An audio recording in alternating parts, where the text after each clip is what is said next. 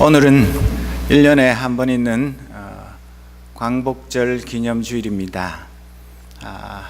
제가 특별한 나라의 국경일에만 이 앞에 태극기를 걸어 놓는데, 이 강단에 태극기를 거는 것이 중요한 것이 아니라 우리 마음에 태극기를 걸고, 모세와 바울과 같이 비록 우리가 미국에 살면서 미국 시민권을 따고 영주권을 따고 미국에서 공부를 하고 자녀를 양육하는 한이 있어도 우리의 핏줄은 한민족이고, 우리가 늘 사랑하고 잊지 말고 느헤미야와 같이 내 조국을 위해서 기도하며 내 조국이 진정 하나님을 경외하는 복된 민족이 되기를 늘 소원하는 그런 애국 애족의 마음, 그것이 우리에게 다시 한번 상기하고, 또 우리가 과연 어떻게 나라를 사랑하는 삶을 살고 있는지를 다시 한번 살펴보는 주일이 되기를 원합니다.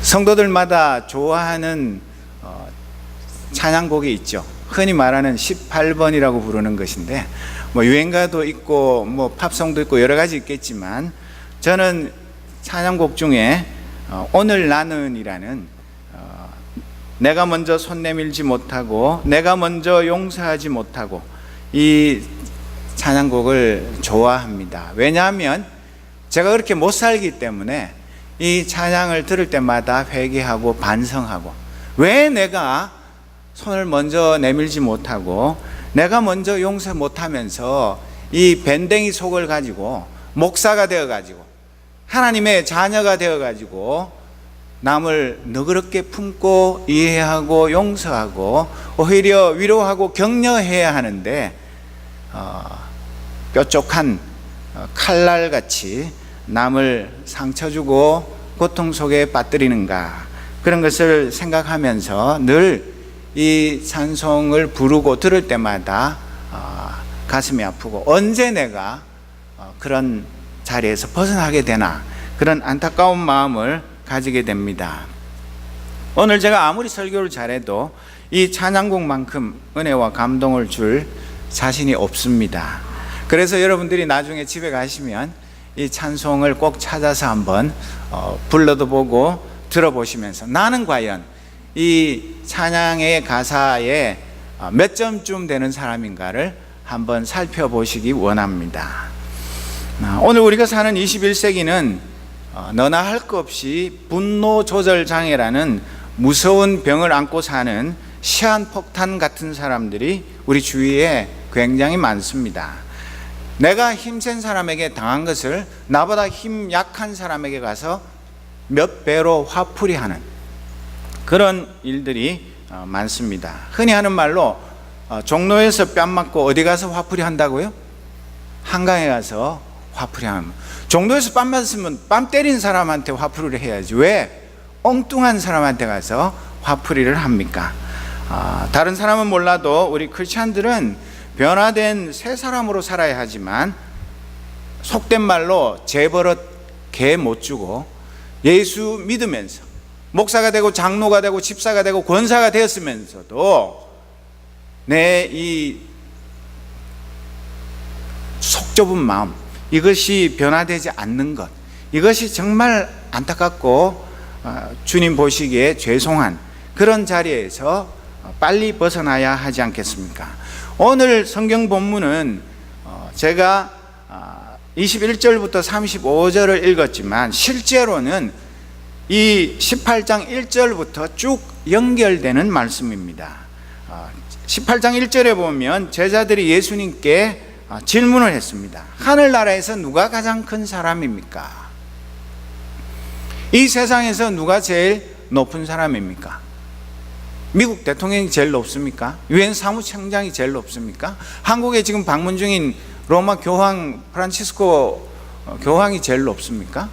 다 자기가 제일 높다고 생각할지 모르지만, 우리 주님은 18장 4절에서 그러므로 누구든지 이 어린아이와 같이 자기를 낮추는 사람이 하늘나라에서는 가장 큰 사람이다, 그렇게 대답했습니다. 늘 말씀드리지만 하늘나라는 물구나무 선 나라입니다. 이 세상에서 높은 사람은 제일 밑바닥에 있고 이 세상에서 가장 천하고 멸시받는 사람이 그 나라에서는 가장 높고 존귀한 사람입니다. 그래서 하나님 나라가 희망 있고 위대하고 이 세상에서 꿈꿀 수 없는 그런 나라인 것입니다. 그리고 18장 6절에 보면 나를 믿는 이 작은 사람 가운데서 하나라도 걸려 넘어지게 하는 사람은 누구라도 차라리 그 목에 큰 맷돌을 달고 깊은 바다에 빠지는 편이 낫다. 우리 이 교회 공동체 안에 있는 이름 없는 작은 한 식구를 실족하게 하고 시험 들게 하고 은혜에서 미끄러지게 만들면 그 죄는 차라리 무거운 맷돌을 달고 깊은 바다에 빠져가지고 다시는 물 위로 떠오르지 않는 것이 더 낫다. 얼마나 무시무시한 말씀입니까? 그게 무슨 대단한 일이라고. 내가 말 한마디, 내가 그냥 무심결에 한 그게 우리 형제 자매들 마음에 상처가 되고 힘들어하고 괴로워하게 한 그것이 뭐가 그렇게 대단한 일이라고 우리 주님은 그렇게 심각하게 말씀하십니다. 그리고 10절 14절의 말씀에 보면 이런 양의 비유를 통해서 길 잃었던 성도 한 사람이 돌아오면 천국에서 큰 잔치를 베푼다고 말씀하십니다. 그러니까 이 교회에서 목사가 중요한 것이 아닙니다. 교회에서 앞장서서 열심히 일하는 사람이 중요한 것이 아니라 가장 눈에 띄지 않고 보잘것없어 보이는, 그런데도 우리 주님이 귀히 여기시는 그 한 양떼가 누구보다도 소중하다고 우리 주님은 말씀하시면서 15절에서 20절 말씀에 보면 믿음의 형제가 고이든 실수든 내게 죄를 지었을 때, 여기서 말하는 죄라는 것은 사법적인 형사적인 그런 죄라기보다는 종교적인 의미에서 흔히 말하는 신, 그런 그 죄를 말하는데, 그런 죄를 지었을 때 어떻게 해야 하느냐 4단계로 말씀을 하고 있는데, 첫째로는 1대1로 만나서 그 분이 왜 나에게 그렇게 했는지 그 이유를, 혹시 내가 잘못했으면 내가 사과를 해야 되니까, 그리고 오해가 있었으면 풀어야 되고, 또 그분이 실수로 나에게 잘못했으면 그분이 사과하고 용서를 구할 기회를 줘야 되기 때문에 1대1로 만나서 해결을 하고, 그래도 안 되면 한두 사람을 데리고 가서 그 당사자와 함께 모여서 그 문제에 대해서 기도하는 마음으로 해결을 시도하고, 그래도 안 되면 교회에 말을 해서 교회 전체가 그 문제가 왜 생겼는지에 대해서 교회가 함께 기도하면서 화해와 그 해결을 시도를 하고, 그런데도 불구하고 자기가 죄를 지었는데도 그 죄에 대해서 시인도 안 하고 그 죄를 끝까지 고집하면서 자기 의를 주장할 때는 그 사람은 그 3단계의 과정을 거쳤는데도 불순종할 때는 그냥 이방인과 세리와 같이, 안 믿는 불신자와 같이 여기고 그냥 관계를 끊어라, 그렇게 말씀하고 있습니다. 우리가 구원받은 하나님의 자녀이지만 그래도 연약한 죄인들입니다. 아무도 나는 의인이라고 큰 소리 칠 수 있는 사람이 없습니다. 그래서 고이든 실수든 형제 자매에게 죄를 지을 때가 종종 있습니다. 그것을 내가 깨달을 때도 있고 무심결에 그냥 넘어갈 때도 있습니다. 깨달은 즉시 죄 지은 사람에게 사과하고 용서를 구하면 좋을 텐데, 내 이 알량한 자존심 때문에 뭐 그럴 수도 있지, 뭐 그 사람은 나한테 더 심한 일도 했는데 내가 요만한 잘못한 거 그걸 일일이 다 미안하다 잘못했다 용서를 빌어야 돼? 뭐 상대편이 그렇게 한다면 나도 해주지만 뭐 상대편 나보다 더한데 내가 굳이 저 자세로 굽힐 이유가 뭐냐, 그렇게 생각하면서 적당하게 넘어갈 때가 많습니다. 나는 모르고 넘어갔는데 상대편에게는 그것이 큰 걸림돌이 되어서 오래오래 가슴 아리를 하고 괴로워하고 힘들어하고 은혜의 통로가 막히게 되는 그런 일들도 있는 것입니다. 알아도, 내가 죄를 지은 것을 알아도 제때 처리를 못하고 몰라서 그냥 넘어가서 그 작은 것이 점점 커지는 그런 일들이 우리 이 교회 생활 가운데서 수도 없이 일어나고, 나도 죄인이고 또 다른 분들도 죄인이고, 그래서 누가 더 큰 죄인인가를 따지는 것이 아니라 누가 더 내 죄를 빨리 깨닫고 용서하는가, 그것이 이 죄인들의 공동체가 은혜가 넘치는가, 아니면 서로 비난하고 정죄하고 욕하는 그런 악다구니가 가득한 공동체가 되는가, 그 갈림길에 서게 되는 것입니다. 이런 개인 간의 사소한 감정의 문제가 처음에는 아무것도 아닌 말 한마디, 그냥 간단한 행동 하나가 이 나비 효과를 불러와 가지고 교회 전체를 폭풍의 소용돌이로 이끌어가기도 하는 것입니다. 그러니까 우리가 늘 말씀 위에 굳게 서서 나 자신이 혹시라도 형제에게 범죄하는 일은 없는가, 내가 잘못했는데도 불구하고 빨리 사과하지 않아서 그 형제 자매에게 큰 시험거리가 되는 일은 없는가, 그런 것을 살피면서 죄의 문제에 대해서 민감해야 하는 것입니다. 엄청난 죄가 교회를 분열시키고 사람들의 마음을 어지럽혀 놓는 것이 아니라 아주 사소한 해결되지 않은 죄가 거대한 후폭풍을 불러일으키는 것입니다. 오늘 이 본문에 나오는 예수님의 이런 교훈은 그 앞에서 쭉 연결되어서 살펴보아야 하는데, 언제나 나서기 좋아하는 베드로가 예수님에게 어떤 질문을 했습니까? 21절에 다시 한번 살펴보면, 주님, 내 형제가 나에게 자꾸 죄를 지으면 내가 몇 번이나 용서하여 주어야 합니까? 7번까지 해야 합니까?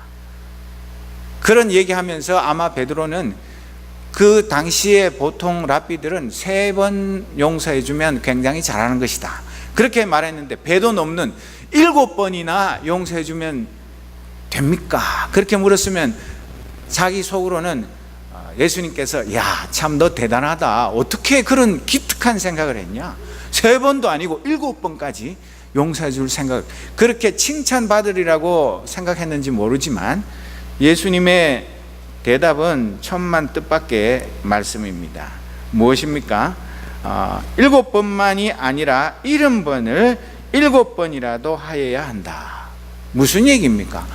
뭐 번역에 따라서 77번, 어떤 번역은 490번, 뭐가 됐든 간에 예수님의 이 말씀의 뜻은 무엇이죠? 뭐 77번까지 용서하고 78번째부터는 용서해 주지 말라는 얘기입니까? 490번은 용서해 주고 491번째부터는 이제부터는 절대로 용서 못한다, 그렇게 얘기하는 것이 아니라 한없이 용서해 주라고 그렇게 말하고 있습니다. 예수님은 우리를 너무 과대평가해가지고 그런 엄청난 말씀을 하시거나, 아니면 예수님은 도덕적 이상주의자일까요? 아니면 우리 연약한 인간의 실상을 너무 몰라서 이런 실현 불가능한 말씀을 하시면서 우리가 늘 이 말씀 들을 때마다 나는 언제 사람 될까, 나는 언제 그렇게 엄청난 용서의 대가가 될까, 용서의 달인 되려면 나는 아직도 멀었어, 그러면서 늘 가슴을 치면서 살으라고 이런 말씀을 하지는 않으셨을 것입니다.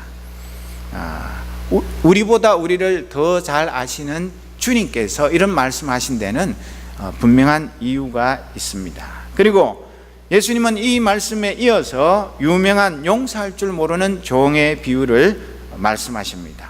이 비유에는 4사람이 등장하죠. 첫 번째 사람은 누구입니까? 어떤 임금님, 이 모든 종들의 주인인 분이 등장하고, 두 번째는 10,000달란트 빚진 종이 등장하고, 세 번째는 100데나리온 빚진 종, 네 번째는 그 종들의 동료. 이런 뒤에는 여러 사람이지만 줄여서 말하면 4종류의 사람들이 등장하고 있습니다. 그런데 예수님은 이 비유는 천국 비유라고 맨 앞에 분명하게 밝히고 얘기를 합니다. 이 세상에 이런 일이 있으리라고는 상상하기 어렵기 때문에 천국 비유라고 말씀하십니다. 스토리는 우리가 잘 아는 대로입니다. 어떤 임금님이 이제 결산할 때가 돼서 종들과 다 얼마를, 수입이 얼마고 지출이 얼마고 얼마가 남았는지 그것을 결산을 하지 않습니까? 교회도 하고 가정도 하고 직장도 하고 어디든 다, 국가에도 그 예결산을 하는데, 그 결산을 하는데 보니까 한 종이 10,000달란트를 빚졌는데 갚을 길이 없는 것입니다. 여러분, 10,000달란트라는 게 얼마인가? 학자마다 얘기가 천차만별이라서 다르지만 제가 정태현 신부라는 분이 쓴 책에 나오는 그 말에 의하면 이 10,000달란트는 우리 현 시가로 말하자면 약 5조 원 정도 되는 빚을 졌습니다. 여러분, 내가 그 어떤 분에게 5조 원 빚을 졌다고 생각해 보십시오. 참 기분 좋겠죠. 내가 얼마나 능력이 있으면 5조 원이나 빚을 질 수 있을까? 그럴 사람은 정신병자 말고는 아무도 없을 것입니다. 그리고 여기 나오는 100데나리온 빚진 사람은 얼마쯤 빚진 거냐? 요즘 시세로 말하자면 500만 원 빚진 사람입니다. 5조 원과 500만 원. 500만 원도 큰 돈이죠. 여러분들은 부자라서 은행 어카운트에 뭐 돈 엄청나게 많은지 모르지만 저는 그런 돈 없습니다. 그런데 이 5조 원 빚진 종에게 그 임금님이 뭐라고 말합니까? 너 이제 뭐 그렇게 엄청난 빚 졌으니까 내 몸과 내 아내와 자식들과 모든 소유를 다 팔아서, 그게 얼마가 되든 간에 몽땅 다 팔아서 내놓아라. 그거 다 팔아본들 뭐 얼마 되겠습니까? 어림도 없지만 그렇게 명령했습니다. 그랬더니 26절에 보면 종이 그 임금님 앞에 무릎을 꿇고 참아 주십시오. 다 갚겠습니다. 제가 잘못한 건데 우리 아내랑 자식들이 무슨 죄가 있겠습니까? 어쨌든 제가 무슨 수를 써서라도 책임을 지겠으니까 제발 용서해 주십시오. 그렇게 애걸복걸했는데 주인은 그 종을 가엾게 여겨서 그를 놓아주고 빚을 없애 주었다고 말합니다. 여러분이 만약에 임금님이라고 생각하면 5조 원이나 빚져가지고 나라가 휘청휘청하게 만들었는데 그 종이 잘못했다고 싹싹 빈다고 해서 아이 그래 뭐 불쌍한데 그냥 없는 걸로 하자, 그냥 집에 가라, 그렇게 하시겠습니까? 그렇게 마음이 하늘같이 넓고 바다같이 넓은 그런 사람이 있겠습니까? 이게 현실 세계에서는 불가능한 일 아니겠습니까? 그 종의 그 애원하는 말도, 자기가 갚겠다는 말도 희망사항이지 지금까지 못 갚았는데 무슨 재주로 그 많은 돈을 갚을 수도 없고, 또 아무리 애걸복걸을 해도 임금님이 그런 엄청난 손해를 보면서 단 한 푼도 안 내도 되도록 전액 탕감해주는 그런 것이 있을 수 없습니다. 그렇기 때문에 예수님이 천국 비유라고 말하는 것입니다. 다음 장면에는 더 놀라운 일이 벌어지는데, 그러나 그 종이 어떻게 했습니까? 나가가지고 자기에게 100데나리온 빚진 동료 하나를 만나자 붙들어서 멱살을 잡고 말하기를 내게 빚진 것을 갚아라. 그 정도가 아니라 그 동료는 엎드려서 간청을 했는데 제발 참아주게, 내가 갚겠네, 말미를 좀 주게, 그렇게 애원을 했는데도 그러나 그는 들어주려 하지 않고 가서 그 동료를 감옥에 집어넣고 빚진 돈을 갚을 때까지 갇혀있게 했다. 정말 나쁜 놈이죠. 세상에 5조 원 탕감받은 사람이 겨우 500만 원 빚진 사람을 붙들어 가지고 그것도 인정사정 없이 멱살 잡고 쥐고 흔들다가 분에 안 풀려서 다 갚을 때까지 감옥에 집어넣는 그런 일이, 아무리 비유지만 우리가 이 비유를 들을 때 화가 나지 않습니까? 정말 인정머리라고는 먹고 죽을래도 없는 이 무자비한 종에 대해서 나도 모르게 화가 치밀립니다. 해도 너무하는 것입니다. 자기가 탕감받은 어마어마한 빚에 견주면 티끌 같은 빚을 받으려고 그렇게 악랄하게 굴다니, 내가 만약에 거기 있었으면 당장 뛰어가서 그 임금님한테 가지고 이 나쁜 놈 이거 놔두면 큰일 납니다. 이 놈은 정말 혼을 내야 정신을 차릴 놈입니다. 그렇게 말하고도 남을 믿지 않겠습니까? 그래서 31절 이하에 보면 다른 종들이 이 광경을 보고 매우 딱하게 여겨서 가서 주인에게 그 일을 다 일렀다. 그러자 주인이 그 종을 불러다 놓고 말하였다. 이 악한 종아, 내가 애원을 하기에 나는 너에게 그 빚을 다 없애주었다. 내가 너를 불쌍히 여긴 것처럼 너도 내 동료를 불쌍히 여겼어야 할 것이 아니냐. 주인이 노하여 그를 형무소 관리에게 넘겨주고 빚진 것을 다 갚을 때까지 가두어 두게 하였다. 이 원어상에 보면 그냥 가둔 것이 아니라 고문을 하고 이 나쁜 놈을 정신 차리도록, 그 우리 사극 같은 데 보면 주리를 틀어라 이런 거 있지 않습니까? 주리도 틀고 그냥 인두로 지지고 해서 자기가 얼마나 나쁜 놈인지를 뼈저리게 깨닫게 그렇게 처벌을 했다고 기록되어 있습니다. 얼마나 통쾌한 반전입니까? 아마 이런 것이 영화로 나왔다면 이 지점에서 사람들이 박수도 치고 휘파람도 불고, 이야 속이 시원하다, 저런 놈은 맞아도 싸고 고문을 당해도 100번 지당하다, 그런 생각을 하지 않겠습니까? 그런데 여러분 한번 생각해 보십시오. 바로 그 앞에 예수님이 잘못해도 무한정 용서해 주라 그래 놓고는 이 10,000달란트 빚진 종은 한 번 잘못했는데 단칼에 그냥 용서고 뭐고 없이 한 번 잘못한 사람을 다시는 만회할 기회를 주지 않고 처벌하는 것, 그것이 앞에 얘기하고 뒤에 얘기하고 앞뒤가 안 맞는 거 아닙니까? 왜 그랬을까요? 예수님이 실수로 이런 이야기를 하셨을까요? 저는 이 종이 단 한 번 죄를 지은 것으로 용서받지 못한 까닭이 26절에서 임금님한테 액을 복걸하는 그 용서를 구한 것이 진정한 회개가 아니라서 용서받지 못했다고 생각합니다. 그 증거는 33절에 내가 너를 불쌍히 여긴 것처럼 너도 내 동료를 불쌍히 여겼어야 할 것이 아니냐고 하는 말씀입니다. 예수님은 진정한 회개가 없는데도 무한 반복해서 용서를 해주라고 그렇게 말씀하시는 것이 아닙니다. 여러분, 사람을 수없이 죽인 사람이 아무 잘못했다고 말도 안 하는데, 예를 들어서 세월호 사고로 수많은 304명의 사람이 죽었는데 아무한테도 책임을 묻지 않고 잘못했다고 말하는 사람도 없는데, 그냥 뭐 다 죽은 사람이 뭐 살아나는 것도 아니고 할 수 없어, 그냥 넘어가자, 그렇게 하면 어떻게 되겠습니까? 그러면 다음에 더 큰 사고가 생겨도 아무도 또 책임 안 지고 뭐 나라 꼴이 엉망진창이 되지 않겠습니까? 그런 무질서하고 무법천지를 만드는 그런 용서는 진정한 용서가 아닙니다.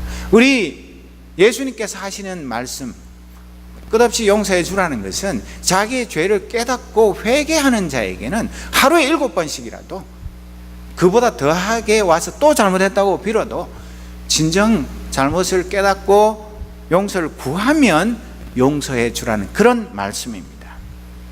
그런데 여러분, 이 이야기 모르는 사람이 누가 있습니까? 그런데 나는 이 등장인물들 가운데서 누구라고 생각을 하십니까? 이것이 중요한 것입니다. 10,000달란트 빚진 종, 아니면 100데나리온 빚진 종, 아니면 나는 구경꾼에 불과한 그 종들의 동료 중에 한 사람. 그래서 딱 구경하고 있다가 무슨 문제가 생기면 재빨리 SNS에다가 트위터 올리고 페이스북에다가 소문 퍼뜨리고 그런 사람입니까? 저는 아무리 나를 좋게 포장을 하고 생각을 해도 내가 바로 10,000달란트 빚진 종인 것을 부인할 수가 없습니다. 나는 물론이요 처자식을 다 팔아도 갚을 길 없는 죄의 빚을 진 죄의 종이요 노예인데, 예수님의 십자가의 보혈로 내 죄짐이 풀리고 내 그 갚을 길 없는 그 모든 빚이 한순간에 다 청산되었습니다. 나의 그 죄 가운데서 신음하는, 죄 가운데서 먹고 마시고 그 사망의 길로 달려가는 나의 모습을 보시고 하나님 아버지께서 불쌍히 여겨서 갚을 길 없는 그 모든 빚을 탕감해 주셨습니다. 그런데 나는 아직도 내게 사소한 빚을 진 내 믿음의 형제에게 단 한 푼도, 원 페니도 남김없이 다 받으려고 악착같이 그 형제의 목을 조르고 있는 그런 모습, 아내의 말 한마디도 딱 딱 생각했다가 밤에 자기 전에 오늘 있었던 것 중에 내가 기분 나쁜 거, 사과하지 않은 거, 그거 자기 전에 꼭 얘기를 다시 꺼내가지고 당신 아까 그 얘기 무슨 의도로, 왜, 어떻게 그런 식으로 얘기를 할 수 있느냐, 그거 나한테 지금이라도 늦지 않았으니까 회개해라, 용서를 빌어라. 그런 식으로 하면 그게 완전히 엎드려 절 바뀌고 옆구리 찔러서 절 바뀌지, 그런 식으로 해가지고 아내가 귀찮으니까 피곤하니까 아이 그래 미안합니다 그냥 잡시다, 그렇게 해가지고 내 속이 시원하고 아내의 마음이 평안하겠습니까? 왜 내가 마음은 그렇지 않을지 몰라도 그렇게 이 비유에 나오는 10,000달란트 빚진 종과 같은 일을 버젓이 수도 없이 지금도 계속 하고 있을까요? 그것은 내가 탕감받은 것이 단지 그 빚 10,000달란트가 아니라 나와 내 가족의 생명이요 자유요 해방인데, 나는 5억 원 살았다, 그거 진짜 갚으라 그랬으면 내가 노역을 하면, 황제 노역을 해서 하루에 5억 원씩 갚을 수도 없고 뭐 허모 회장도 아닌데 내가 평생 몇 번 죽었다가 다시 살아나서 그거 끊임없이 형무소에서 노역해도 언제 다 갚겠냐. 그런데 그걸 다 없었던 걸 해주니까 이야 정말 살았네, 그런 얄팍한 생각만 하는 것입니다. 내가 빚더미에 눌려서 압사 직전에 해방되었는데 가없는 은혜와 사랑을 헤아릴 영의 눈이 감겨 있으니까 내가 조금 전까지는 그냥 죽었다고 생각을 했는데 그것이 풀리고 나니까 언제 그랬냐는 듯이 내가 마치 그 10,000달란트 빚진 적이 한 번도 없는 사람처럼 그렇게 기고만장해가지고 100데나리온 빚진 동료를 잡으면 그냥 인정사정 없이 목을 조르게 되는 것입니다. 빚으로부터 해방된 것은 첫걸음이고, 나 때문에 노예로 팔릴 뻔한 가족도 함께 해방되는데 그 은혜의 선물을 받아 누릴 마음의 그릇이 없는 사람은 그 10,000달란트 빚이 탕감된 그 기쁨과 행복을 전혀 누릴 수가 없습니다. 완전히 죽기 일보 직전에 기적 같은 사랑으로 구원받은 감격이 없는 사람은 그 사람과 똑같이 자기에게 아주 사소한 빚진 사람을 참을 수가 없게 되는 것입니다. 여러분, 내가 예수 믿고 구원 얻었을 때에 내 그 죄의 엄청난 죄짐이 예수님의 십자가의 보혈로 한꺼번에 다 용서받고 그것으로 끝나는 것이 아니라 내가 하나님 아버지의 아들이 되고 딸이 되는 그 엄청난 선물을 받았을 때 그 은혜 앞에 감격해서 한없는 눈물을 흘리면서 내가 어떻게 이 은혜와 사랑을 갚으며 살 것인가, 그렇게 그 은혜의 십자가 앞에 무릎을 꿇고 눈물을 흘리던 그 감격이 나에게 얼마나 남아 있습니까? 그 감격이 날마다 새로워야 하고 더 커져야 되고 더 깊어져야지만 나도 용서의 사람이 될 수 있는데 싸늘하게 식어버렸기 때문에, 언제 내가 그랬냐는 듯이 기억조차 못하기 때문에 내 의만 살아가지고 형제 자매의 그 쥐꼬리만도 못한 잘못을 용서하지 못하고 그것을 끝까지 받아내려고 채근을 하는 것입니다. 왜 날 사랑하나는 그 복음성에도 보면 예수님 날 위해 죽으셨네, 왜 날 사랑하나, 겸손히 십자가 지시었네, 왜 날 사랑하나, 왜 날 사랑하나, 왜 날 사랑하나, 왜 주님 갈보리 가야 했나, 왜 날 사랑하나, 그렇게 노래하고 있는데 정말 그 주님이 나 같은 변화되지 않는 죄인을 왜 사랑해서 그 갈보리 십자가를 지셨는지 우리가 다시 한번 생각해 보아야 하지 않겠습니까? 임금님은 내가 액을 복걸한다고 해서 용서해 줘야 할 아무런 의무가 없습니다. 그리고 그 탕감의 대가로 치러야 할 손해는 엄청납니다.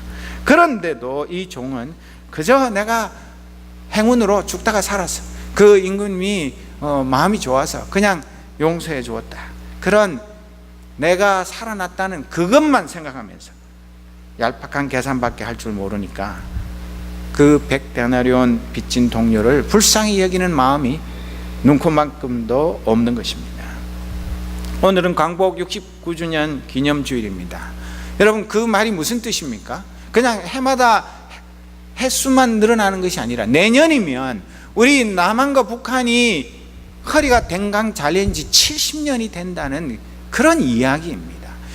이게 얼마나 기가 막힌 일이고 가슴 아픈 일이고, 이 민족의 분단 때문에 지금도 우리의 젊은 아들들이 공부를 하다가 군대에 가서 서로를 때리고 짓밟아 죽이고 온갖 사고들이 일어나고, 그런 많은 비극들이 일어나고, 엄청난 국방비를 쏟아붓고도 늘 불안해서 전전긍긍하는 이런 일들이 왜 지금도 계속되고 있는데, 나는 광복절 기념주일을 맞아도 아무 마음에 생각도 없고, 올해가 몇 주년인지도 모르고, 뭐 내년이 70주년 되면 뭐 거창한 행사 하겠지, 뭐 그게 나하고 무슨 상관인데, 그렇게 생각하기가 쉽습니다. 만약에 우리가 이렇게 광복절을 무심하게 그냥 넘어가게 되면 제2의 비극이 일어나서 우리 민족이 다시 한번 강대국의 식민지가 되지 않는다고 보장할 수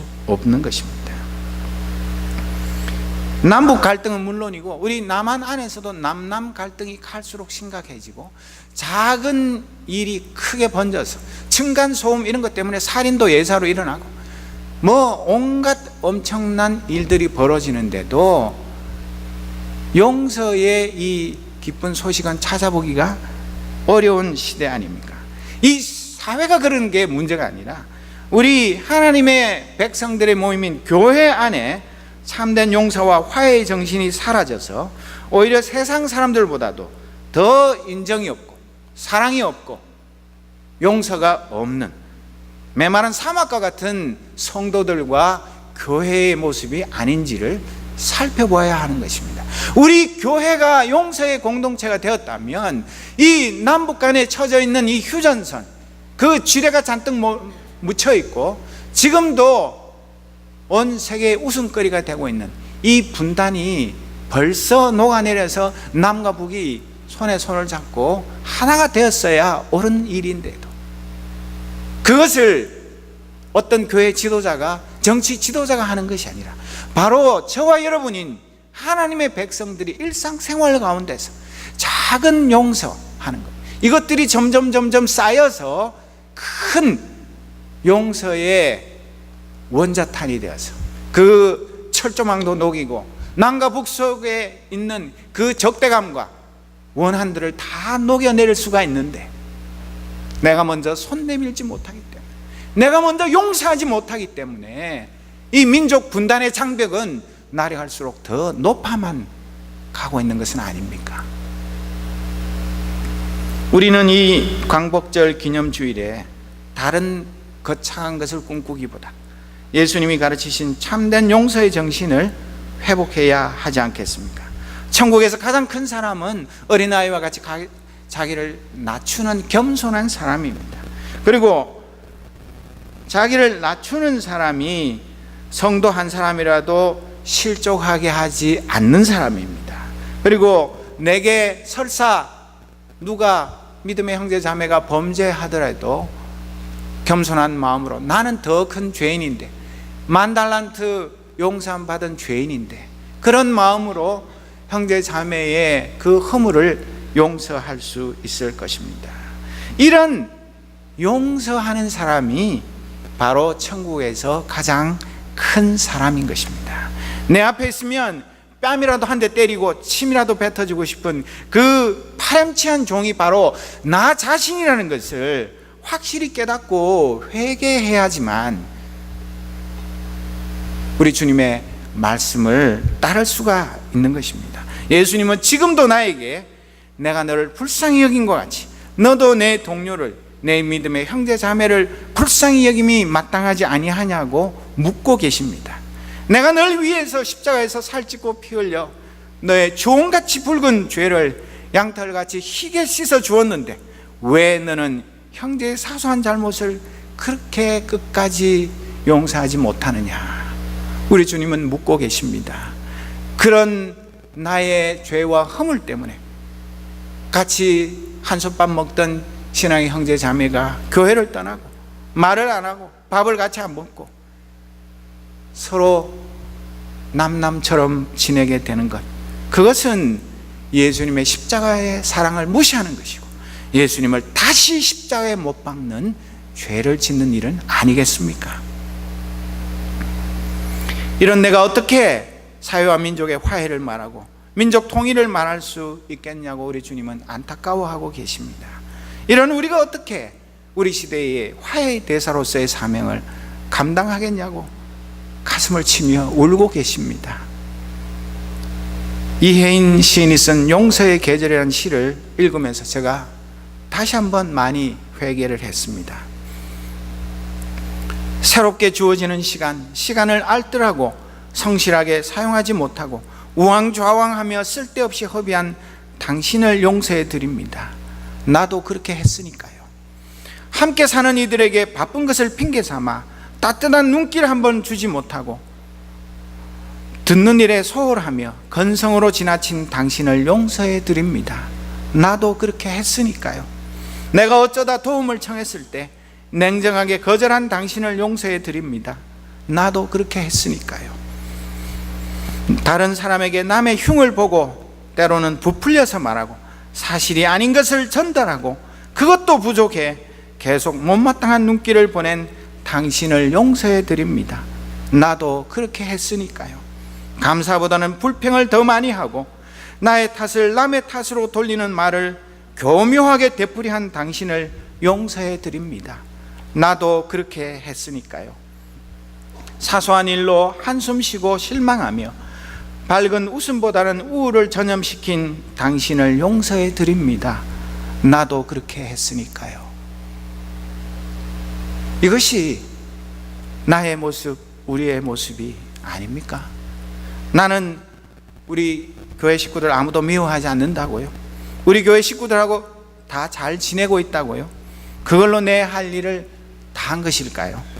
내가 받은 갚을 길 없는 주님의 은혜와 사랑을 내 믿음의 식구들에게 날마다 베풀며 사는 것이 그 사랑을 조금이나마 갚으며 사는 길인데, 내 코가 석자다, 내 할 일도 다 못해서 허덕거리는데 내가 어느 세월에 남 형편까지 헤아리랴, 그렇게 생각하면서 이웃의 아픔을, 고통의 신음을 외면하면서 살지는 않고 있습니까? 내 몸 사리게 바쁘고 내 할 일 다 하고 짬이 나면 그때 가서 이웃 생각해서 돕겠다고, 그런 마음의 자세를 가지고 언제 사랑할 시간과 돈이 생기겠습니까? 사랑은 적극적인 행동입니다. 눈으로 입술로 사랑을 그리지 말고 온몸으로 실천하는 사랑이 진짜 사랑입니다. 그 사랑의 첫걸음이 바로 마음으로부터 우러나오는 용서입니다. 용서 없이는 우리 서로가 단 한 걸음도 가까워지지 않습니다. 몇십 년을 같이 신앙생활하고 같이 지하실에 내려가서 점심 밥을 먹어도 내 마음속에 진정한 용서가 없으면 한 사람의 믿음의 형제도 자매도 얻을 수가 없는 것입니다. 용서하는 사람이 강한 사람입니다. 용서하는 사람이 이웃을 변화시키고 세상을 변화시킵니다. 오늘 우리에게 예수님이 원하시는 것은 십자가의 용서의 환희와 행복을 날마다 나누면서 그것이 온 교회에, 온 세상에 가득한 용서의 계절을 만들라는 명령입니다. 목에 가시처럼 걸리는 주기도문의 한 구절, 우리가 우리에게 죄 지은 자를 용서하여 준 것 같이 우리 죄를 용서하여 주시옵고가 공연불이 아니라 진정한 기도가 되도록 용서를 생활화하는 저와 여러분이 되시기를 주님의 이름으로 축원합니다. 이 시간에 우리 기도하기 전에 다 같이 잠깐 눈을 감고 아직도 내 마음에 걸리는 사람, 아직도 내가 용서하지 못한 사람은 없는지를 솔직하게 살펴봅시다. 내가 아직 10,000달란트 탕감받은 종처럼 먼저 화해의 손을 내밀지 못한 사람은 없는가를 살펴봅시다. 만약 있다면 지금 바로 하나님께 회개합시다. 그 사람이 남편이든 아내든 시부모님이든 우리 교회 믿음의 형제 자매든 친구든 누구든 간에 우리가 이 시간 진정으로 용서하지 않으면 하나님께서 우리의 예배를 받으시지 않고 우리의 기도를 들으시지 않을 것입니다. 오 주님, 우리에게 회개의 영, 용서의 영을 부어 주옵소서. 아버지 하나님, 내가 10,000달란트 빚졌다가 용서받은 죄인입니다. 내가 바로 100달란트 나에게 빚진 친구에게 그 빚 다 갚으라고 윽박지르며 감옥에 가둔 죄인입니다. 아버지 하나님, 구원의 은혜 입었다고 기뻐하며 자랑하지만 아직도 내 마음은 너무나 속 좁고 연약하여서 내 아내, 내 남편, 내 시부모님, 내 믿음의 형제 자매 사소한 말 한마디도 용서하지 못하고 내 마음속에 품고 미워하며 나쁜 소문을 퍼뜨리며 내가 먼저 손 내밀지 못하는 죄인입니다. 아버지 하나님, 이 죄인을 어찌하시렵니까? 용서하여 주옵소서. 내가 용서하지 못하기 때문에 내 형제 자매가 평안한 삶을 누리지 못하고 하나님의 은혜를 누리지 못합니다. 내가 용서하지 못하기 때문에 내 민족이 아직도 남과 북으로 나뉘어서 서로의 가슴에 총뿌리를 겨누고 서로 적대하며 원한을 높이 쌓아가고 있습니다. 아버지 하나님, 이 죄인을 용서하여 주옵소서. 오늘 이 시간 주님 앞에 나의 무서운 죄를 다 내어놓고 진정 주님이 나를 불쌍히 여긴 것처럼 내 주위에 있는 가족들, 친척들, 친구들, 내 믿음의 형제 자매를 진심으로 용서하게 하여 주옵소서. 그리하여서 나와 우리 가정과 구역과 교회와 우리 사회와 민족이 용서로 가득한 공동체가 되게 하여 주옵소서. 내가 먼저 손 내밀며 내가 먼저 용서하는 하나님의 사람으로 변화되게 하여 주옵소서. 예수 그리스도의 이름으로 기도드립니다. 아멘.